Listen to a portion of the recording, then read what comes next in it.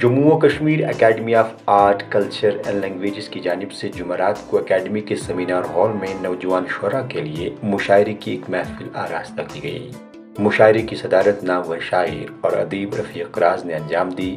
ایوان صدارت میں رخسانہ جبین بحثیت مہمانی خصوصی کے طور موجود رہی، جبکہ سابق انفارمیشن کمشنر جی آر صوفی نے مہمان ذی وقار کے طور شرکت کی۔ ادب سے وابستہ افراد کے علاوہ ادب سے ذوق و شوق رکھنے والی کئی اہم شخصیات نے بھی تقریب میں شرکت کی۔ وہیں نظامت کے فرائض سلیم سالک نے انجام دیے۔ جموں و کشمیر میں اردو شاعری کے مستقبل کے عنوان کے تحت منعقد کیے گئے اس یک روزہ مشاعرے میں کشمیر وادی کے مختلف اضلاع سے آئے ہوئے 30 نوجوان اور ابھرتے ہوئے شعراء نے شرکت کی، جن کی عمر 35 برس سے کم تھی۔ ایسے میں ان ابھرتے ہوئے شعراء نے اپنا معیاری کلام حاضرین کے سامنے پیش کرتے ہوئے داد و تحسین حاصل کی۔ اس موقع پر شریک شعراء نے کلچرل اکیڈمی کی پہل کی تعریف کرتے ہوئے کہا کہ اس طرح کی تقریبات سے نئے اور ابھرتے ہوئے لکھنے والوں کو نہ صرف کافی حوصلہ بلکہ اپنا کلام وادی کے نامور شعراء کے سامنے پیش کرنے کا موقع ملتا ہے۔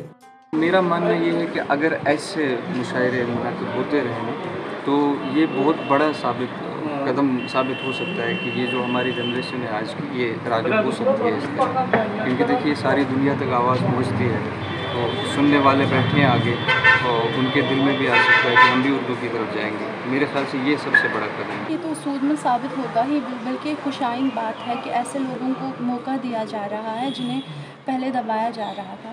تو اگر ایسے لوگ واپس آ جائیں، ہو سکتا ہے کہ مستقبل میں پھر ادیبوں کی ایک نئی کھیپ، ایک اچھی سی فہرست ہمارے سامنے آ جائیں جو ادب کی خدمت کر سکیں۔ تو یہ بہت اچھی بات ہے کہ اس سے پہلے ایک نوجوان شعراء کا مشاعرہ ہوا تھا اور آج 2 سال بعد ہوا تھا۔ ایسے اقدام سے لوگ آگے بڑھیں گے تو ایسا ہونا چاہیے۔ شاید پاسٹ میں ایسا نہ ہوتا ہو لیکن اب ہونے لگا تو اچھی بات۔ کوہنہ مشرق شعراء پر یہ فرض عائد ہوتا ہے کہ وہ حوصلہ افزائی کے ساتھ ساتھ شعر و سخن کے لوازمات سے بھی باصلاحیت نوجوانوں کو آگاہ کرے تاکہ مستقبل قریب میں تابناک شعراء کی روایت کو زندہ رکھا جا سکے۔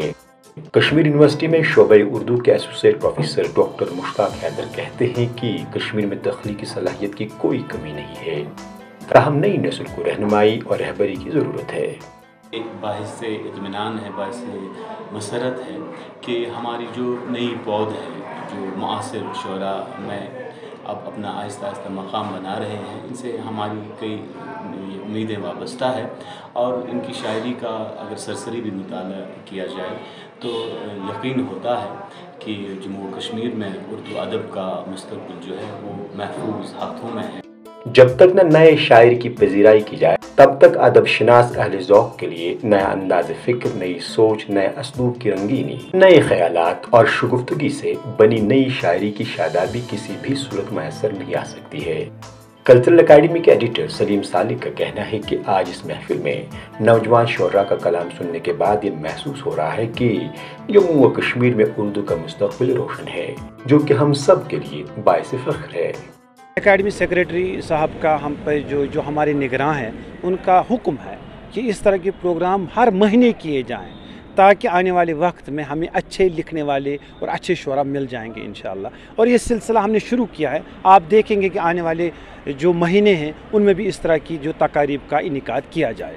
واضح رہے اس محفل مشاعرے میں کشمیر وادی کے کئی نامور شعراء حضرات نے نوجوانوں کا کلام بخور سنا، جبکہ ادب کے تئیں ان نوجوانوں کی دلچسپی کو بھی کافی سراہا گیا۔ ETV بھارت کے لیے سری نگر سے پرویز الدین کی خاص رپورٹ۔